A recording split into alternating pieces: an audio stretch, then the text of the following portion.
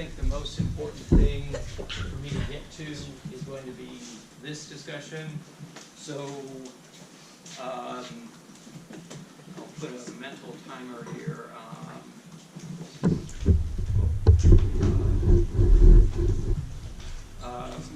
Let's see. All right, so I'll make sure we have 15 minutes left so that we can talk about this. If anybody happens to notice that I missed 15 minutes, and just raise your hand and tell me to get back on track, okay? Reading, this is roughly where you should all be at in the text, chapters 1 and 2.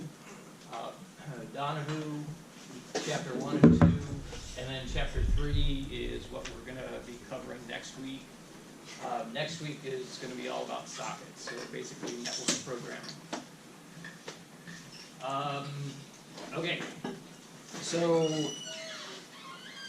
ping is considered a standard internet application, along with web browsing or FTP or SSH. It's been around since day one. It's conceptually very simple, but we're going to be using it in ways that you probably never thought it could be used, because it actually provides us with an interface that allows us to exercise the networking stack in sort of unusual ways. But the basics are, so, and I know that everyone has probably used ping for the homework. You definitely are going to use ping. As always, if you're unfamiliar with a new tool or command, do a man of ping, and you'll learn pages and pages and pages of stuff related to ping. Ping has many parameters associated with it.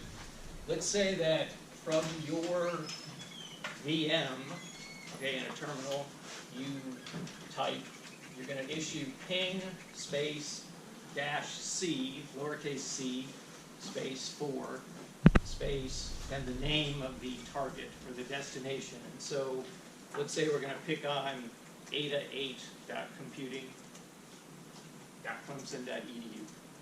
So that'll be the name that we use. The -c parameter is, I think it stands for count. So it's telling ping to do exactly 4 iterations. If we don't do the -c, ping will do an infinite number of iterations, or it'll stop when we do issue a Control-C. Okay? So if we were to sort of conceptually look at what is happening, we'll assume that there's some sort of a network between our VM and this machine, which I'm not sure exactly where it's located at these days. I assume it's someplace in McAdams.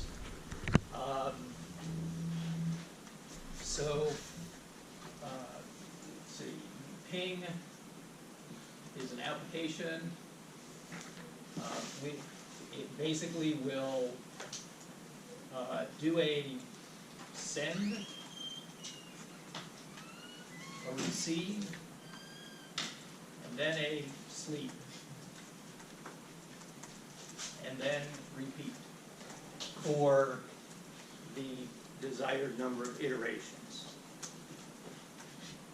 Okay, and so the send will obviously correspond to a send over a socket, which causes the TCP/IP stack to produce a datagram.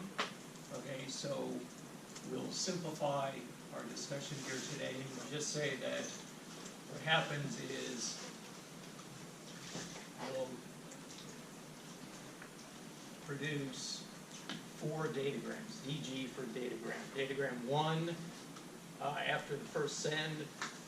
Okay, think of ping as a typical client-server application. application, this, whoever starts it would be called the client, and the server is always ready.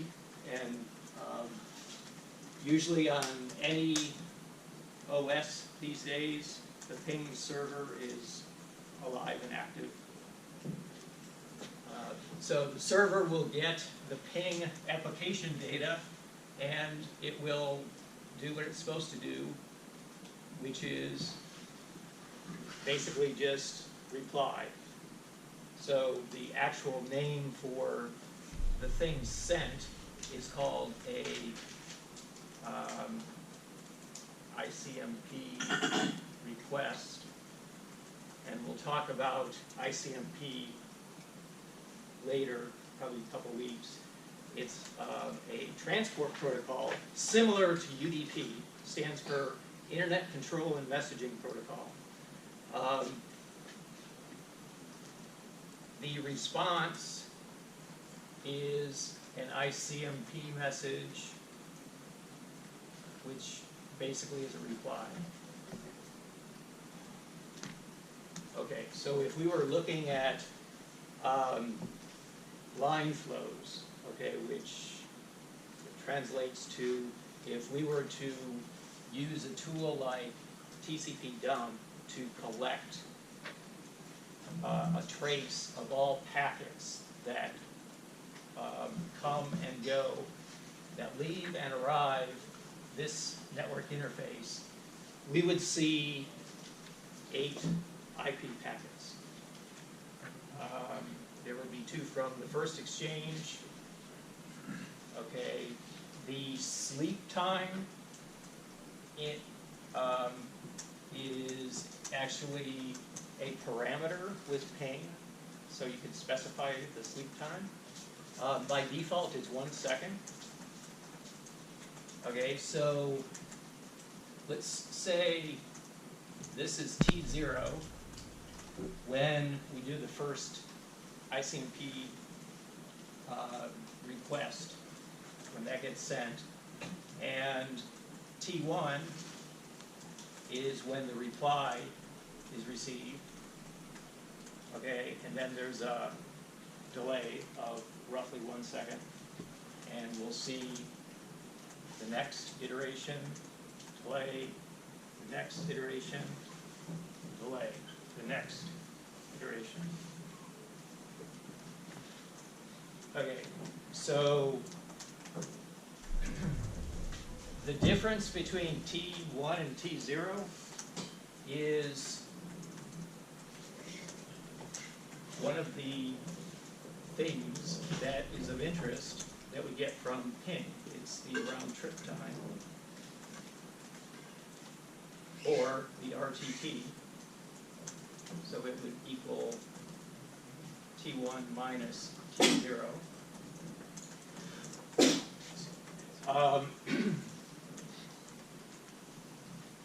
Okay, the other aspect of the application that needs to be understood is what happens if a packet is lost. So the 2 basic things that ping tells us is the average RTT. It also tells us the average loss rate that the ping session experienced.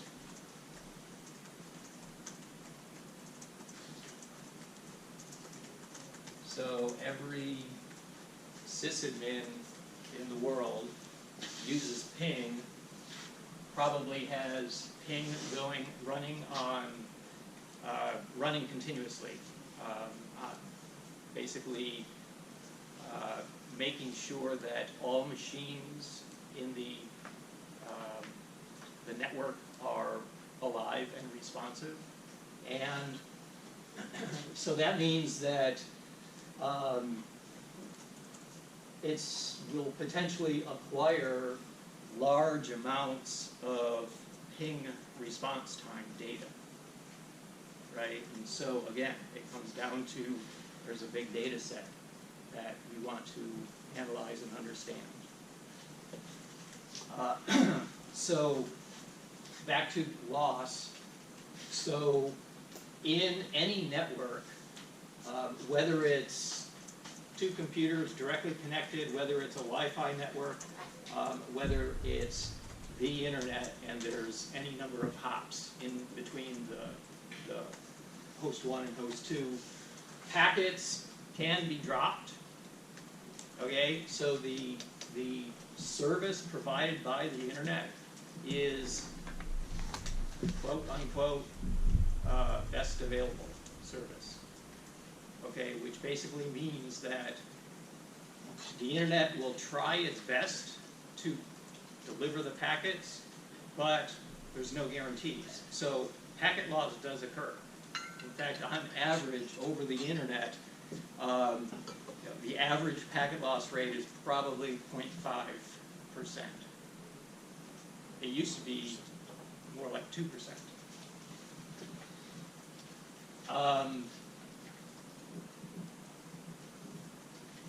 All right, so we'll talk more when we start looking at the UDP Echo program, which does exactly the same thing, but using UDP. We'll actually look at an implementation, but in order to account for if a packet is dropped, so the situation might be, we'll just look at one iteration here, okay? So perhaps this packet is dropped and never reaches the destination, or perhaps the reply is dropped, okay? And so the ping application, before it does a send, it sets a timer, okay? And the system call is actually alarm. We'll see that code. So it basically sets an alarm for 1 second, and there needs to be a function that's equivalent to the alarm handler. So an alarm is a operating system provided service. Any process can make use of it. The process, the code running in the process would have to register with the alarm service saying, I want to catch the alarm, and it effectively passes a pointer to the alarm handler. So if a packet loss occurs, the ping alarm handler code runs, and it basically is just going to increment a count of number of lost packets. Okay, so as you work with ping, you'll learn much more about it, but I thought it was worth our time saying something about it now. Okay, let me move on.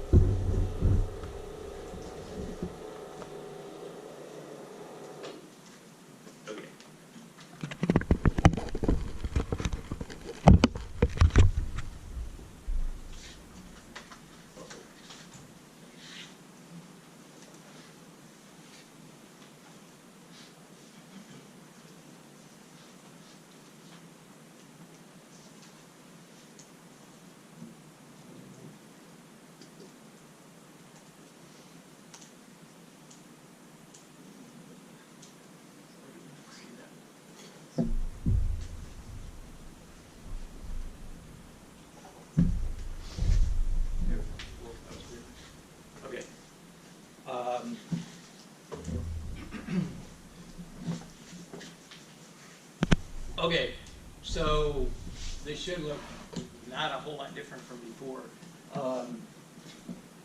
We're the Unix 101 discussion. That's what we're going to get into here in a second. Exercise 1 is due by midnight tonight, and again, let's see, the Canvas submission will actually allow you to submit it, I think, past that. So like, I think the cutoff is like Saturday night at midnight.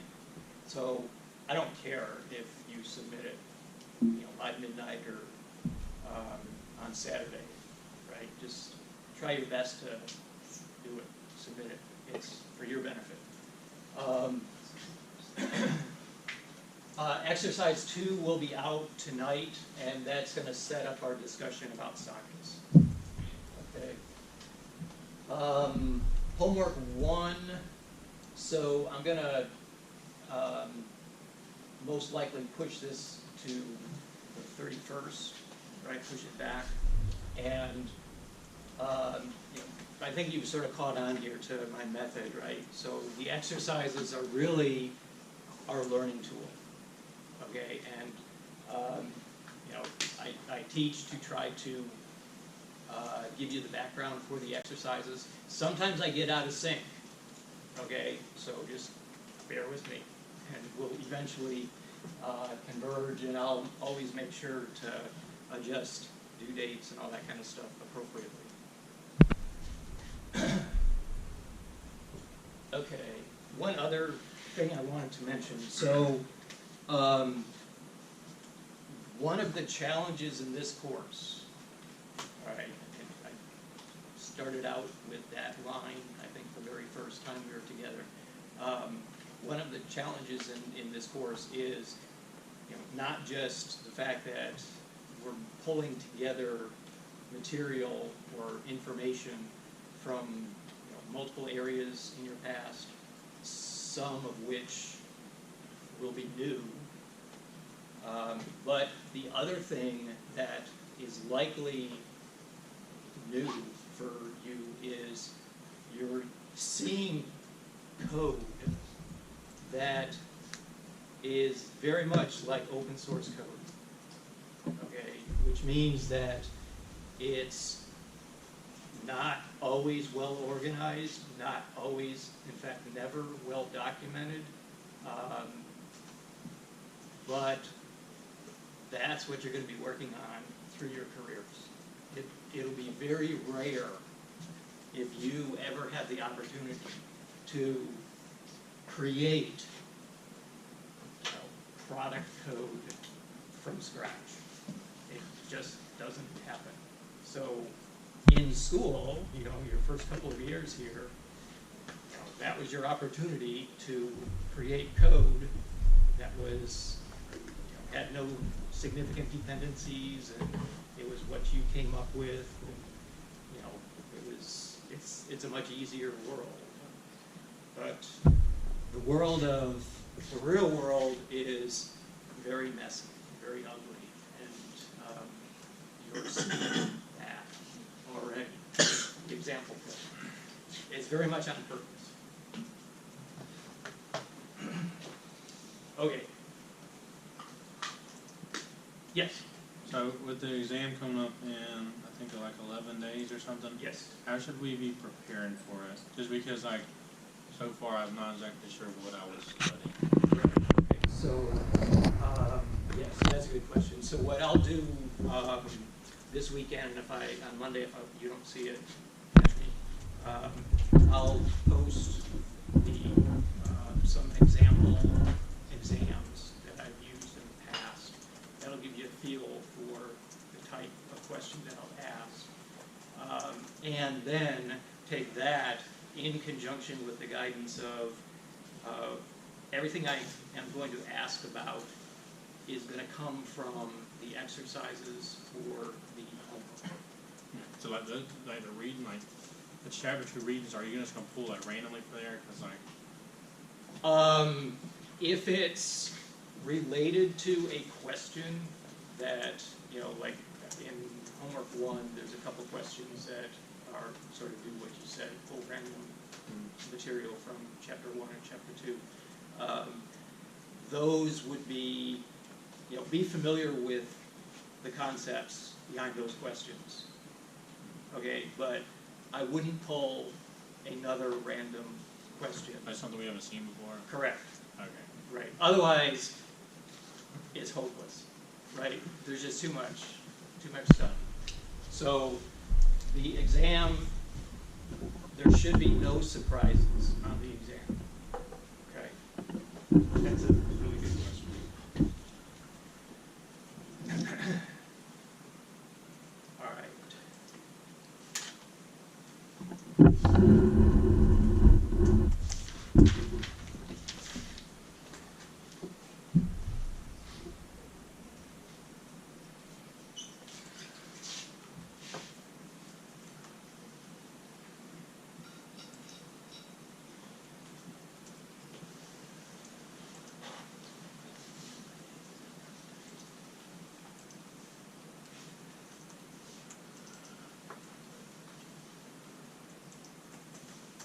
All right.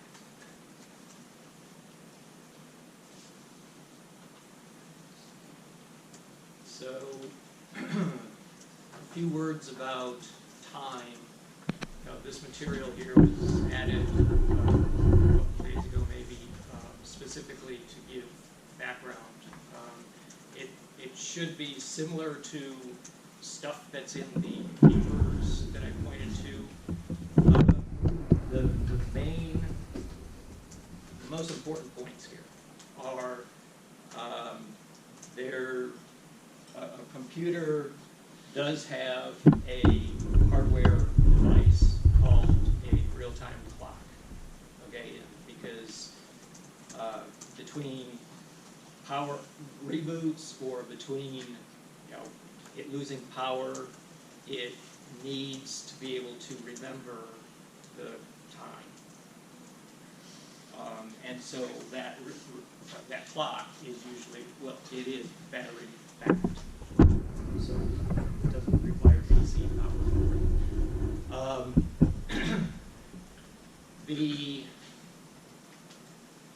A system can,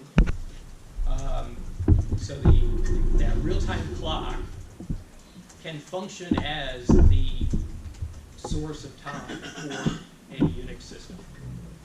Okay. The problem is it's inaccurate because it's low-end hardware, which means that it's not going to maintain a very precise tick, right, over days, weeks. It'll diverge from true time. And second, the information that it feeds the operating system it's not precise enough for the operating system to provide real time or high precision timers, which we need. Okay, so there are other sources of clock ticks on a system, and the one to point out is something called CpSc.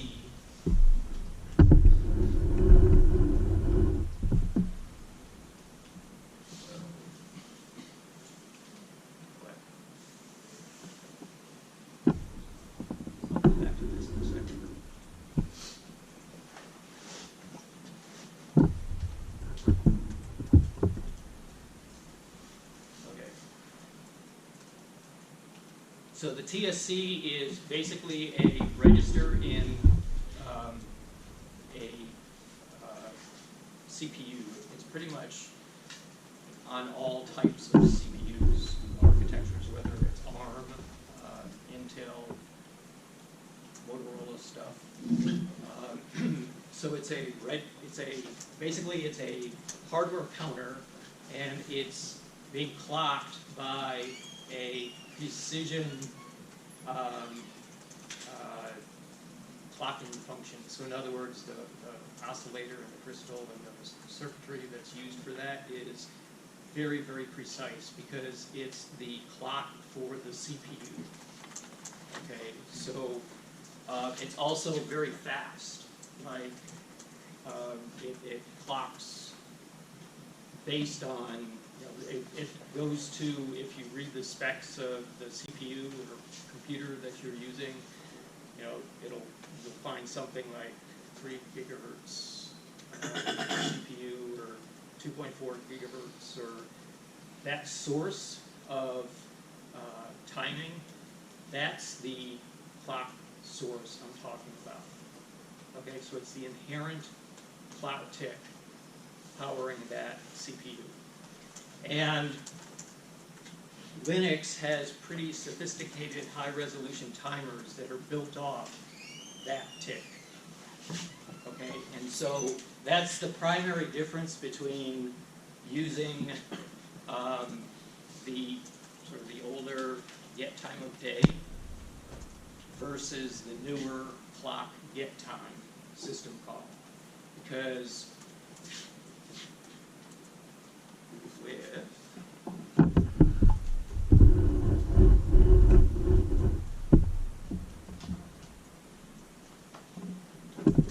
right, so for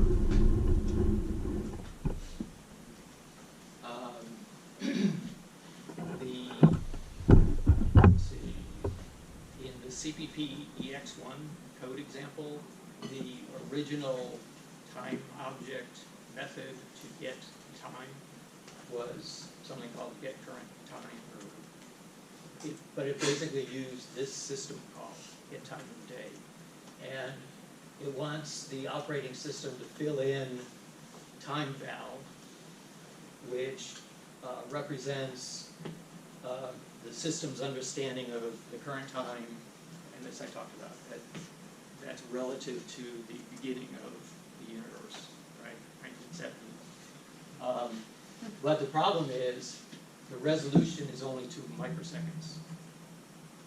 Okay, and you know, the topic of low latency networking is sort of a big deal these days, and so you should never use get time of day really for anything, okay? Because the replacement, clock underscore get time, instead of a time val, it returns a time spec. Conceptually very similar, but notice the precision. Okay, and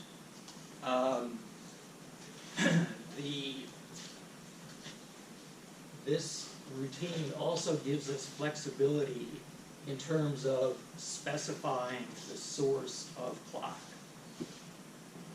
So there's a whole bunch of possibilities, but the 3 sort of main ones, clock real time, which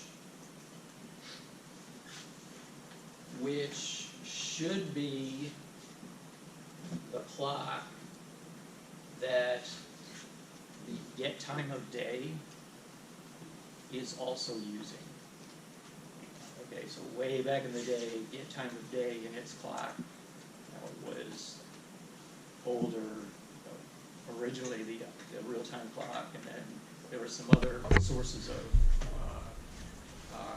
clock which were not very precise. But so we have Linux kernel and its support for get time of day now uses this thing called clock real time. So it's basically equivalent to clock get time, with the exception it loses the nanosecond precision. So the equivalent to get current time is to call clock get time using clock real time. That is the wall clock time. Okay. For timers, yes. Do you have like a example, like a real life example of when this could cause like some issues? Let's see. Are these precision issues like this? Yes, I'll explain it in a second. Yeah. Yes. You're one step ahead.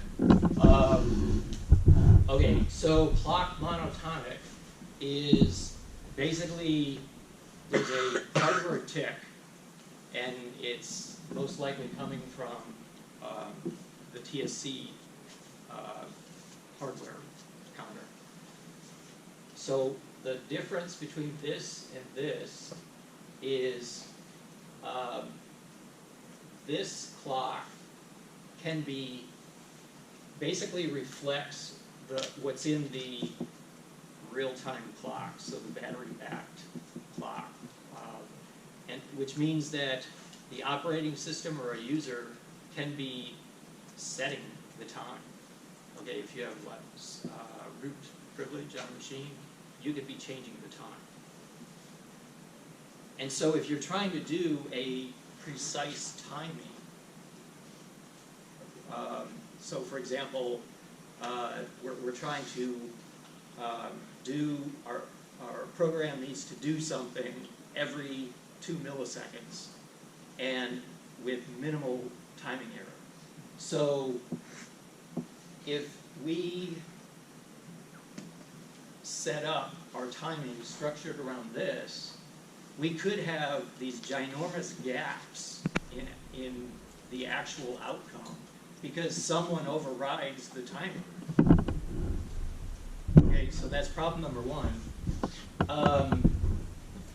Problem number two, most systems run network time protocols. Okay, so basically they interact with, I talked about this hierarchy of TP servers out in the world, which means that periodically the real time or the wall clock time is being updated. Okay, and so with clock monotonic, it helps a little bit with ensuring that the clock is never set backwards, but you still might get forward steps, so discontinuities in time. Okay, so the best clock type to use for timers is clock monotonic raw. Clock monotonic raw. So it's, if the NTP software needs to do a time update, it's not going to impact this counter. So this counter will not be touched by anything, and it's very precise. So when we do timings throughout the semester in code that we see, we should always see clock get time with monotonic raw. Did that answer your question? Yes.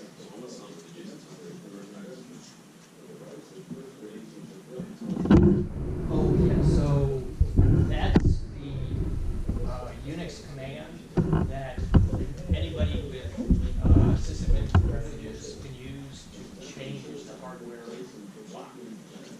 Right, so that's the dangerous thing. Yeah.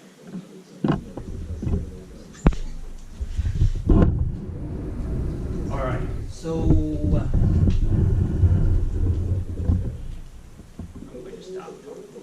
make sure you go through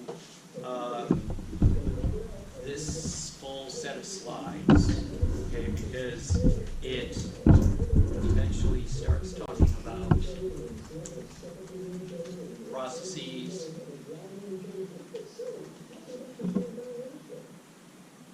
and just gives you the correct background that you need. Actually, I do need to go through this. So, because the concept of a fork is new to you. So, this is when a parent process forks a child process. And it's sort of a mind-blowing thing. I'll come back to this slide here in a second. We want to look at the system call. So there's a fork system call, and then there's an exec. Oh, sorry. Then after a fork, there's an exec system call, which would be used to place a program in that child's process memory. So basically, it gives it the program to run.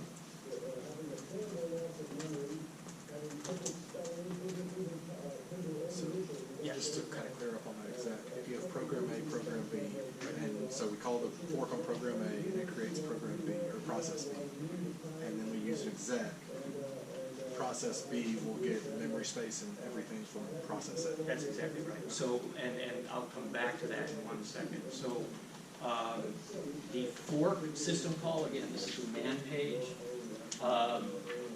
So, the magic in the code is going to be based on the return code. Okay, so if it returns a 0, it's the child process context. If it's a greater than 0, it is the parent's context. And so again, remember, the scheduler is switching processes. So it's multiplexing. It's allowing different processes to run at different times. When our program creates one or more child processes, they're all competing for the CPU, and you can't, if you have no knowledge of who's going to run next. Okay?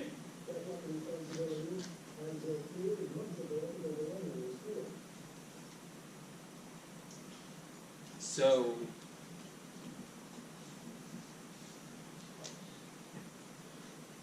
when a parent, so here's a parent process. It has state, right? So it has a stack. It has a data segment. It has a code segment. It has a set of descriptors that it might, if it has done file opens or open sockets, right? Those are descriptors.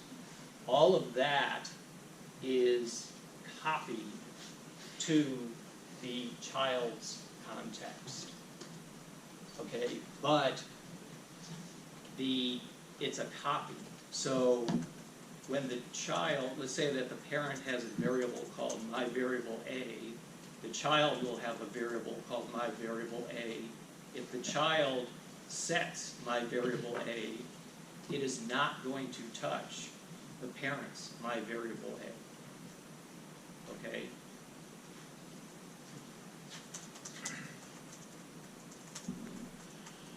So it'd be like a deep copy.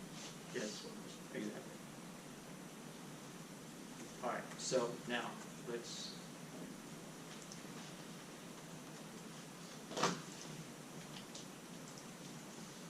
look at this exercise. Okay, so the purpose of this exercise was to sort of help us understand the basic concepts. Yes.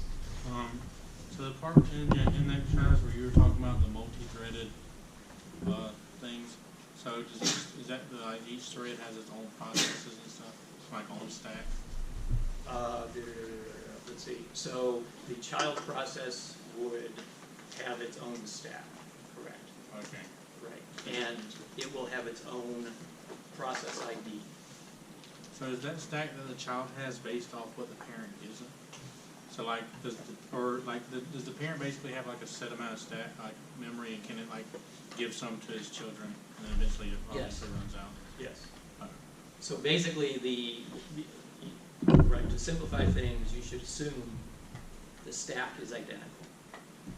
So when the fork happens, it's like an atom splitting. It literally, well, that's not the right thing. It clones itself, and there's two identical things. Okay, one just happens to be called the parent, one happens to be called the child. Okay, but they're both processes, and they inherit after that fork. They have their own separate address space.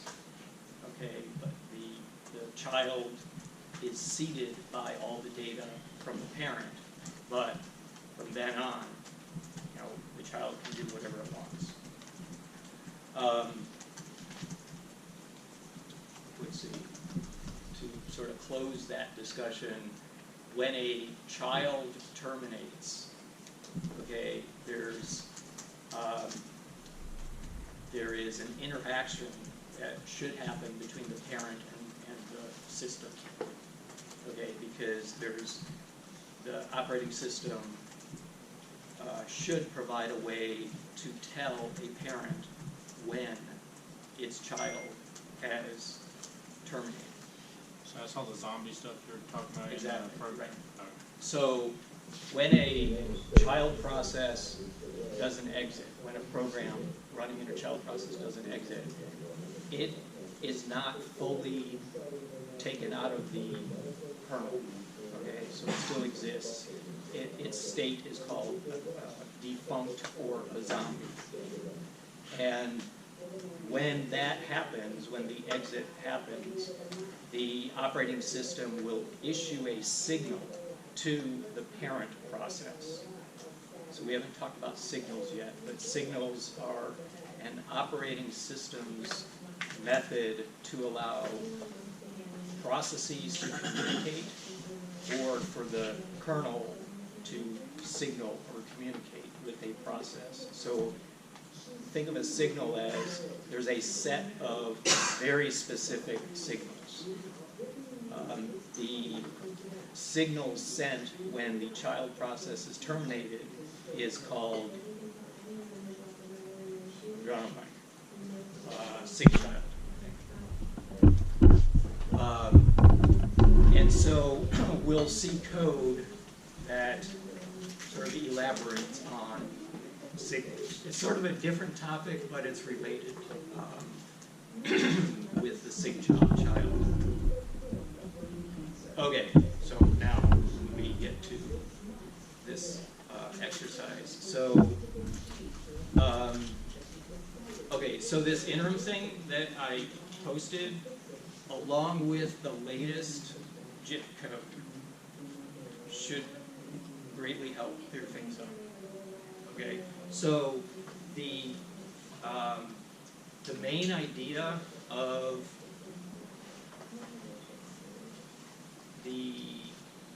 that first code, CpPEX, is it's a function that loops, and we're obtaining the amount of time it takes to do that loop.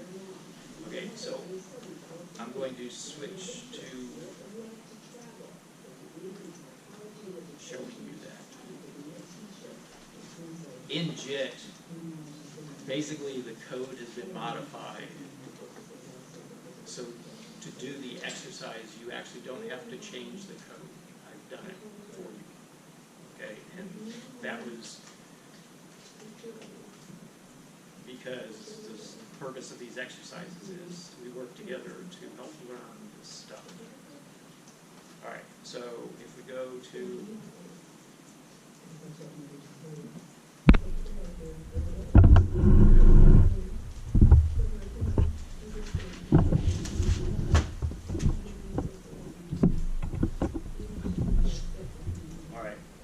so we know that loop is the program, and so I tweaked it a little bit. So by default, it's two. The parameters are loop iteration, number of iterations of 100, and message or the malloc or memory size of a megabyte. Okay. I've added a third parameter. I always try and have in my programs a question mark where it gives the usage. So this mode parameter, it's a 0 or 1. If it's a 0, it's going to call the original get time. If it's a 1, it's going to call the new get time. All right. What parameters? If this third parameter mode is 1, so let me run that. So we do loop. We'll we'll say loop for 100 times, allocate a megabyte, and use the original get time. And now use the new get time. And again, especially in a VM environment, when we're doing timings and trying to understand results, especially if there's expected results, you may not see it because a VM is such a weird environment anyways. Okay, so then going one step further, I had asked you to create a bash script that automates running. Okay, so that is called runexps.sh. So let me walk you through that because this is the first script that we're actually going to talk about. Okay. I usually always have a Go script which provides an example of running whatever it is that is there. So this Go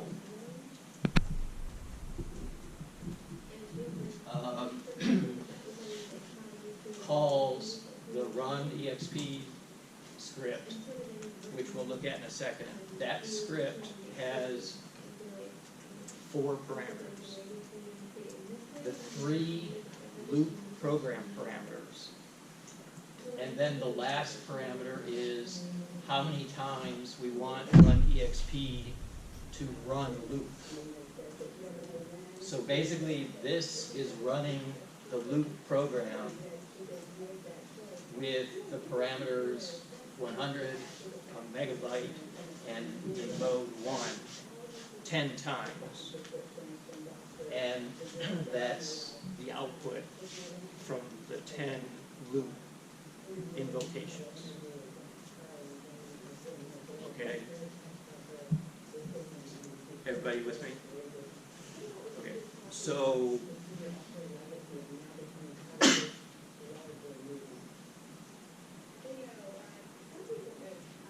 have 1 minute. All right. Bash sucks.